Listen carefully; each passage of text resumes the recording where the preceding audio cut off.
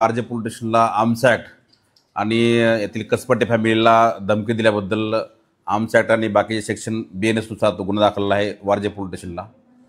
हा निलेश चव्हाण राहणारा वारजे आहे, औदुंबर कॉलनी या ठिकाणी।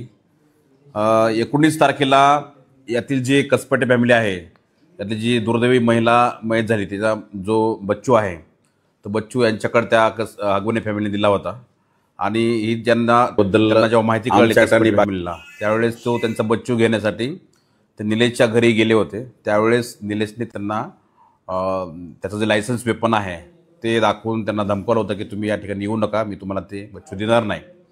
त्यावरून तो काल आपल्याकडे वारजे पोलीस स्टेशनला गुन्हा रजिस्टर आहे। याच्यामध्ये पुढचा तपास जो आहे ते वारजे पोलीस स्टेशन करत आहे। सर, हा निलेश चव्हाण जो आहे त्याच्यावरती आधी देखील वारजे पोलीस स्टेशनमध्ये त्याच्या पत्नीने जो विरोधात फिर्याद दिली गुन्हा 376 चा आहे। काय प्रकरण आहे आणि हा रेकॉर्डवरील गुन्हेगार आहे? हा तर सर याचा क्रिमिनल रेकॉर्ड आहे। याच्यापूर्वी 2009ला सुद्धा याच्यावरती एक NC दाखल आहे। NCवर त्याच्यावर प्रिव्हेंटेशन सुद्धा केलेलं आहे। नंतर याच्यावरती हिंजवाडी पोलीस स्टेशनला ड्रंक ड्रायव्हरचा पण एक केस दाखल आहे आणि त्याच्यासुद्धा त्याची पुढची प्रिव्हेंटेशन झालेली आहे। 2022मध्ये याच्या पत्नीने, भाग्यश्री नाव आहे त्या पत्नीने, त्याच्यावरती 376 373 या कलमांमध्ये त्याच्यावरती गुन्हा दाखल केलेला आहे आणि त्याच्याविरुद्ध कोर्टामध्ये सुद्धा चार्जशीट याचं पूर्वी गेलेलं आहे। एकंदरीत पाहता याचे काही पास्ट क्रिमिनल रेकॉर्ड आपल्या रेकॉर्डवर दिसून येत आहे। याचा हगवणे कुटुंबियाशी काय संबंध आहे निलेश चव्हाण?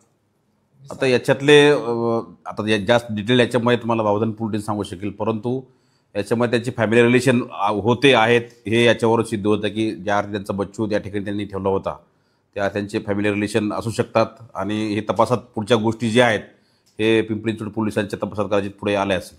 कसपटे कुटुंबियांची मागणी आहे की त्यांच्यावर अपहरणाचा गुन्हा दाखल करा, मात्र आपण आता बंदुकीने धमकवलं। आपल्याकडे जी तक्रार आहे त्यांनी त्यांच्या स्वहस्ताक्षरात लिहून दिलेली तक्रार आहे त्या तक्रारीवरून याच्यामध्ये जे सेक्शन अप्लाइड होतात ते सेक्शन आपण लावलेले आहेत। याच्यामध्ये अपहरणाबद्दल त्यांनी त्यांच्या तक्रारीमध्ये कुठेही असं काही मेन्शन नाही केलेलं आहे। त्याच्यामुळे त्यांची लिहून तक्रार दिलेली आहे त्याच तक्रारीनुसार त्याच ह्याच्यानुसार कलमानुसार तो गुन्हा दाखल केलेला आहे। निलेश चव्हाण आता फरार आहे, काय स्टेटस आहे त्याचं? नाही, याच्यामध्ये त्याला चौकशीला आता आम्ही नंतर बोलूयात, कारण याच्यामध्ये जी चौकशीची कारवाई आहे त्या कारवाई वारजे पोलिसांनी पुढे सुरू केलेली आहे। सर, त्याच्या ज्या पत्नीची तक्रार दिली होती त्या 2022 नेमकी तक्रार काय म्हटलं होतं? त्याच्यामध्ये असं की अनैसर्गिक प्रकारचा संबंध त्यांनी ठेवले होते पत्नीसोबत किंवा तो मारहाण केलेली होती, त्याच्या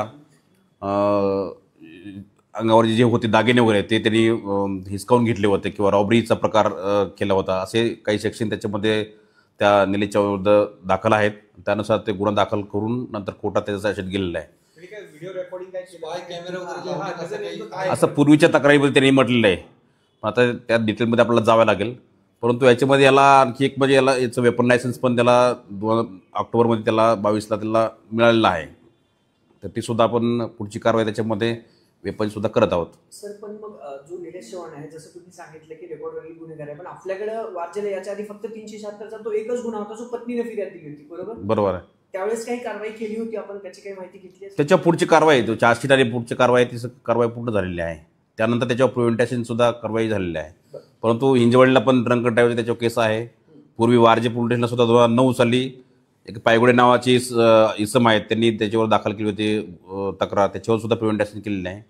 आणि हा कालचा जो आहे रिसेंट कसपटे फॅमिलीला त्यांनी धमकवल्याचा पिस्टलचा दाग दाखवून हे सुद्धा गुन्हा काल दाखल केलेला आहे। सर, ते जे बेबी आहे ते याच्याकडे होतं असं काही त्यांनी सांगितले तुम्हाला किंवा किती दिवस होतं? कारण एक माहिती अशी आली समोर, पण ते ऍक्च्युअली तिकडच्या पोलिसांचे की त्याला इंजेक्शन देखील दिलं, तो बेबी काही दिवस होता याच्याकडे निलेश चव्हाणकडे, अशी काही इन्फॉर्मेशन? आता ज्यावेळेस आपल्याकडे आरोपी समोर येईल त्यावेळेस डिटेल आपल्याला याच्यामध्ये तपासता येतील। सर, केव्हा चौकशीला केव्हा आलं, काय तुम्हाला वेळ कळली का?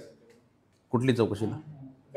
नाही, हा जो निलेश चव्हाण आहे ना, नाही आता आम्ही पोलीस त्याची कारवाई पुढे सुरू आहे, त्याच्यामध्ये लवकरच येईल।